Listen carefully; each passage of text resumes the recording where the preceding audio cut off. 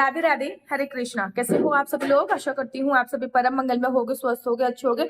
सब प्रथम आप सभी को कार्तिक मास की अनंत और अनंत शुभकामनाएं। कार्तिक का महीना पवन पावनी महीना है। इतना पावनी महीना है कि कार्तिक के महीने को भगवान श्री कृष्ण जी ने अपना एक नाम दामोदर मास दिया है। सोचिए, जिस महीने की महिमा भगवान श्री कृष्ण जी ने स्वयं गाई है, वो महीना कितना पवन पावनी होगा। कार्तिक में आने वाले अनेकों त्योहारों का विशेष महत्व होता है। उसमें भी आमला नवमी, जिसको अक्षय नवमी के नाम से भी संबोधित किया जाता है। अक्षय का अर्थ होता है न क्षयति इति अक्षय, अर्थात जिस तिथि का कभी भी क्षय नहीं होता उसको अक्षय बोलते हैं।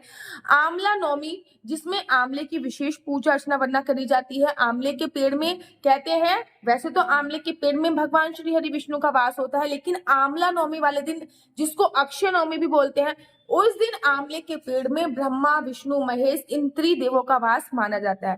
कहते हैं इस दिन आमले के पेड़ की पूजा अर्चना वंदना, आमले के दीपदान, आमला सेवनम, आमला पूजनम, आमला दानम, इन सब का विशेष और विशेष महत्व होता है। आमला नवमी कब है? आमला नवमी का क्या व्रत कर सकते हैं? आमला नवमी में क्या विशेष करें? आज की वीडियो इसी पे आधारित। सबसे पहले मैं आप लोगों को आमला नवमी की तिथि बता रही हूँ कि आमला नवमी कब है। बड़े सारे लोगों का मेरे पास से कंफ्यूजन है, फोन भी आ रहा है, उसको भी मैं इस वीडियो में क्लियर करूंगी। ये मुहूर्त जो मैंने आमला नवमी का निकाला है, वो इस साल ना 10 तारीख को दिन रविवार को आमला नवमी मनाई जाएगी, क्योंकि नौमी तिथि का जो प्रारंभ हो रहा है वो 9 नवंबर को रात्रि को 10:45 पर है। मतलब 9 तारीख को रात को 10:45 पे हो रहा है। और वहीं पे नौमी तिथि का जो विश्राम हो रहा है वो 10 नवंबर को रात को 9 बजे हो रहा है। उदय मतलब सूरज जब उदय होगा, और सूरज उदय के साथ जो नौमी तिथि बनाई जाएगी वो आपकी 10 नवंबर को बनाई जाएगी। अब कंफ्यूजन ये है कि 10 नवंबर को आमला नवमी तो है, जिस दिन आमले के पेड़ की पूजा अर्चना वंदना करी जाती है, आमले पे दीपदान जलाया जाता है। इस दिन आमले के दीपदान जलाने का बड़ा विशेष महत्व है। कहते हैं एक दीपन दान करने पे कार्तिक के महीने में अश्वमेध यज्ञ का फल मिलता है, एक दीपक दान करने से।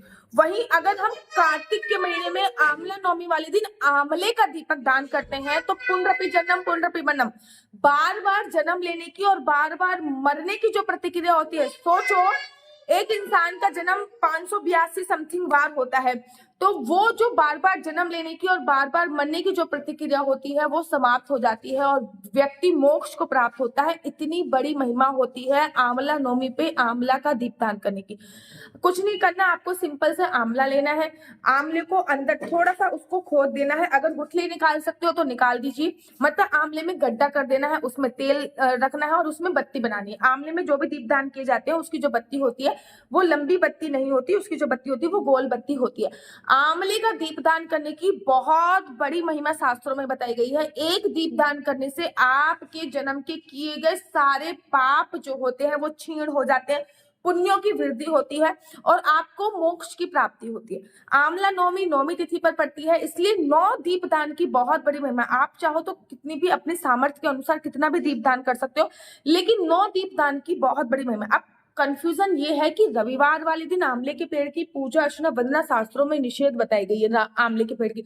आप लोग तुलसी की इस टाइम पे दिया प्रज्वलित कर रहे हो या नहीं कर रहे? देखो मेरे पास अभी भी बने रखे हैं ये तुलसी की लकड़ी, तुलसी का दिया। अगर नहीं कर रहे तो जरूर करो, मेरी वीडियो इस पे ऑलरेडी बनी हुई है, जाके जरूर देखो।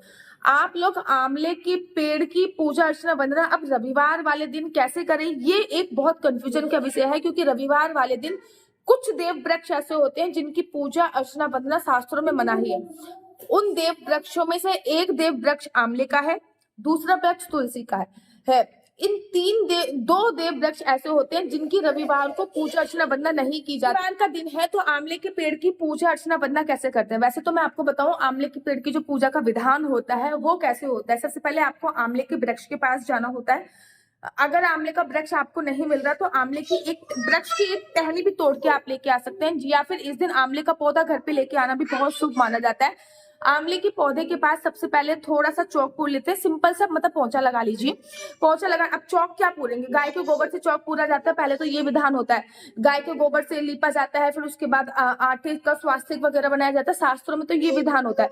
लेकिन अब पक्के घर में क्या हम चौक पूरेंगे, क्या हम आटे का लेप करेंगे? इसलिए अगर पक्का घर है तो सिंपली आंवले का पौधा लेके आइए, आंवले के पौधे की एक टहनी भी लेके आ सकते हैं। अगर पौधे के पास जाके ये काम का कार्य कर सकते हैं तो बहुत ही सर्वोत्तम है। पोछा लगा दीजिए, वहां पे स्वास्तिक बना लीजिए। अब सबसे सबसे पहले ना किसी भी पेड़ में जल चढ़ाया जाता है, तो सबसे पहले जल चढ़ाइए। जल में आप याद रखिए खाली जल उसमें नहीं चढ़ाना, उसमें आप काले वाले तिल डाल लीजिए। काले वाले तिल के साथ साथ आप उसमें एक दाना, केवल एक ही दाना आप चीनी का डालिए, इससे ज्यादा नहीं, क्योंकि मीठा जल से चींटी हो जाएंगी जो कि आंवले के पौधे के लिए हानिकारक होगी। तो जल आपने सींच दिया। अब आपने जो स्वास्तिक बनाया है उसमें नीचे थोड़े से काले तिल रखे या फिर चावल भी रख सकते हैं, और उसके ऊपर आपने एक अखंड जोत जला दी। अखंड जोत इन द सेंस 2-3 अराउंड 2 घंटे तक तो जलती रहे, ऐसी अखंड जोत जलानी है। याद रखिए लंबी बत्ती की जोत जलानी है, क्योंकि ब्रह्मा विष्णु महेश तीनों की पूजा अर्चना वंदना करनी है। लंबी बत्ती की भी, क्योंकि माता लक्ष्मी का भी वास आंवले में बोला जाता है, इसलिए लंबी बत्ती की जलानी है। आप अगर आंवले के अंदर दीपक जला रहे हो तो गोल बत्ती का जलाइए, अगर ऐसे वैसे ये वाला जला रहे हो सिंपल वाला तो लंबी बत्ती की आप जला सकते हो, ठीक है ना। अब आपको क्या करना है, आपने जल सींच दिया, आपने दीपक जला दिया, आपने जल सींच दिया, दीपक जला दिया। अब आपने कोई भी मिष्ठान जो है, कोई भी फ्रूट्स वगैरह जो सीजनेबल फ्रूट्स है, आम है, आम तो नहीं है, दिया है, आपने दीप प्रज्वलित कर दिया। अब आपको कोई फ्रूट उनको समर्पित करना है। कोई भी फ्रूट्स आपने समर्पित कर दिया, सेब आपने समर्पित कर दिया, ठीक है ना। सेब समर्पित करने के बाद अनार समर्पित कर दिया। अब आपको कोई भी मिष्ठान समर्पित करना है। मिष्ठान में आप सफेद रंग की कोई भी चीज ले सकते हैं, या फिर आंवले की कैंडी वगैरह होती है, आंवले का मुरब्बा वगैरह होता है, ये सब चीजें भी ली जा सकती है। आपने वो समर्पित कर दिया। समर्पित करने के बाद आपने आंवले के दीपक आपने प्रज्वलित कर दिए, और आंवले के दीपक वहां पे प्रज्वलित करने के बाद कुछ देर आपने वहीं पे बैठ के या तो गुरु द्वारा दिए गए मंत्रों का जाप कर लिया। अगर गुरु द्वारा दिए गए मंत्रों का जाप नहीं करना है तो आप सिंपली ओम नमो भगवते वासुदेवाय का जाप भी कर सकते हो, वहीं पे आसन बिठा के बैठ के। अब आपको वहां पे ना वस्त्र जरूर समर्पित करने होते हैं। वस्त्रों में आप सफेद रंग का वस्त्र कोई भी 1 मीटर 2 मीटर लेके समर्पित कर सकते हैं, या फिर धोती समर्पित कर सकते हैं। अगर आप सफेद रंग का वस्त्र समर्पित नहीं करना चाहते हैं तो आप बहुत सिंपल तरीके से कलावे को लीजिए, कलावे को तोड़ के वस्त्र समर्पण करते हुए वस्त्र आप समर्पित कर दीजिए।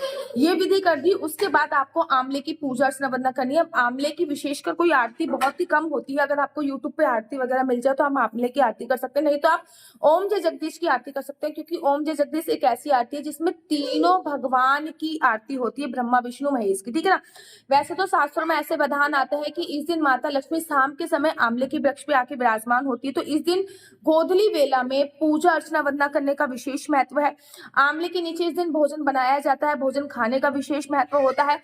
तो ये होती है आंवले के वृक्ष की पूजा। आंवले के वृक्ष की आपने सुबह पूजा अर्चना वंदना कर दी। अब बारी आती है उसकी फेरी लेने की, तो आपको कलावा लेना है या फिर आप कच्चा सूत ले सकते हो, और आंवले के वृक्ष की 9 परिक्रमा करिए, क्योंकि आंवला नौमी है, इसलिए वृक्ष की 9 परिक्रमा आपको अवश्य और अवश्य करनी है। 9 परिक्रमा करने के बाद आप उनको दंडवत प्रणाम कीजिए, और थोड़ी सी दक्षिणा आंवले के पेड़ के पास रख दी। दक्षिणा रखने से क्या होता है, दक्षिणा आपकी भूल चूक में जो भी पूजा में जो भी भूल चूक हो गई है उसकी माफी होती है। जो वस्त्र आपने वहां पे समर्पित करे हैं, जो फ्रूट्स आपने समर्पित करे हैं, जो मिठाई समर्पित करी है, वो किसी ब्राह्मण या गरीब को दे सकते हैं। जो आंवला आपने समर्पित किया है वो प्रसाद स्वरूप आप कहीं खा सकते हैं। अब इसमें 2 नियम होते हैं, कहीं कहीं पे आंवला प्रसाद के स्वरूप में खाते हैं और कहीं कहीं पे नहीं खाते। आपके यहाँ पे जैसा भी नियम हो आप वैसे फॉलो कर सकते हो। मेरे यहाँ पे नियम है, या फिर श्रीधाम वृंदावन में कैसा नियम है वो बताए। श्रीधाम वृंदावन में आंवला सेवन का बहुत विशेष महत्व है। आंवला नवमी पे आंवले का सेवन करने से कहते हैं अनेक प्रकार के जो शरीर में रोग होते हैं वो निकल जाते हैं। कोई कोई लोग आंवला नवमी का व्रत भी रखते हैं, क्योंकि इस दिन जो भी व्रत रखा जाता है वो उसका अक्षय पुण्य प्राप्त होता है। अब बात यह है कि रविवार वाले दिन आंवला नवमी पड़ रही है और रविवार वाले दिन आंवले के वृक्ष की पूजा अर्चना वंदना शास्त्रों में मना है, तो आप जो भी पूजा अर्चना वंदना करें तो आंवले के वृक्ष को बिना स्पर्श करे करें, क्योंकि किसी भी वृक्ष का आलिंगन करना अर्थात गले लगने की बहुत बड़ी महिमा होती है। तो आपको आंवले के वृक्ष की जो भी पूजा करनी है वो आंवले के वृक्ष को स्पर्श किए बिना करनी है। अब नौमी तिथि इसी दिन पड़ी है, लेकिन हमको आंवले के पेड़ को सब कुछ करना है, नीचे चौक पूरना है, आपको स्वास्तिक बनाना है, दिया जलाना है, आप जल चढ़ाना है, लेकिन जलाना है, ये सब कुछ करना है। लेकिन ये सब कुछ करते हुए आपको इस बात का भी ध्यान रखना है कि आंवले के वृक्ष को स्पर्श नहीं करना है, ठीक है ना। शास्त्रों में ये बोला गया है कि इस दिन इस वृक्ष को स्पर्श ना करके इनकी विशेष पूजा अर्चना वरना कर सकते हो। तो रविवार वाले दिन पढ़े तो ये जरूर कीजिए। नेक्स्ट वीडियो में मैं आपको बताऊंगी कि आंवले के दीपदान कैसे करने हैं, और घर पे अगर आंवले की पूजा अर्चना वरना करनी है तो आप कैसे कर सकते हैं। मेरा नंबर है 4 बार 9 20 25 65। 65। दोबारा से रिपीट करती हूँ, 4 बार 9, 20, 25, 65। आप अपनी डेट ऑफ बर्थ के माध्यम से मुझसे अपनी कुंडली दिखवा सकते हैं, अपने लड़के की, अपने लड़की की, आपके बच्चे का विवाह कब होगा, आपका बच्चा कौन सी फील्ड में जाएगा तो सक्सेसफुल होगा, जॉब करेगा या बिजनेस करेगा, बिजनेस करेगा तो किस फील्ड में बिजनेस करेगा, जॉब करेगा तो किस फील्ड की जॉब करेगा, उसका लकी नंबर, लकी कलर, विवाह का योग, संतान प्राप्ति का योग, आपकी संतान प्राप्ति के लिए कौन सा शुभ मुहूर्त आपके लिए सूटेबल होगा। और मैं चाहती हूँ कि एक बार आप लोग अपनी कुंडली अवश्य दिखाएं, जिससे पता चलता है आपका कि आपको कौन से रंग के कपड़े नहीं पहनने हैं जो आपको नेगेटिव प्रभाव छोड़ रहे हैं, कौन सी नेगेटिव कलर, कौन सा पॉजिटिव कलर है आपके लिए, आपको क्या करना है अपनी जिंदगी में, कौन से आपके ईस्ट हैं, ये सब कुंडली के माध्यम से जान सकते हैं। लेकिन याद रखिए, कुंडली देखना बिल्कुल भी फ्री नहीं है, कुंडली देखने के थोड़े से चार्जेस हैं। और अगर आपको मेरी वीडियो अच्छी लगती है तो आप अपना यूट्यूब चैनल हरि बोल को लाइक शेयर सब्सक्राइब करना बिल्कुल भी मत भूलिए। तब तक के लिए मुझे दीजिए इजाजत। राधे राधे, हरे कृष्णा, हरि बोल।